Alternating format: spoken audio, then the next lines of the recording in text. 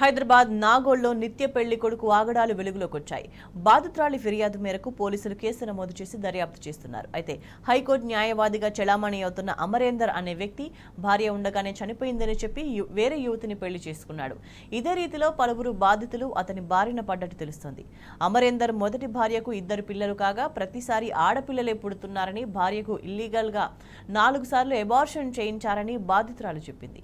Amarender retired magistrate అయిన అతని తండ్రి పలువురిని మోసం చేస్తున్నారని ఆరోపించింది. ఇప్పటికే సరూర్ నగర్ విమెన్ పిఎస్లో అమరేందర్పై కేసు నమోదు కాగా పోలీసులు పట్టించుకోవడం లేదని ఆవేదన వ్యక్తం చేసింది. తనకు న్యాయం చేయాలని బాధితురాలు వేడుకుంటోంది.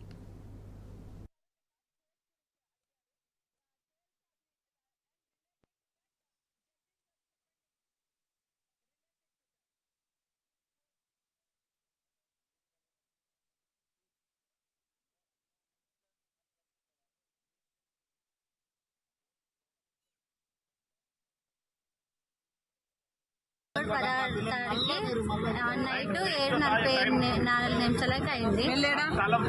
అది నరసింహస్వామి అది తిమ్మంపల్లి సైడు.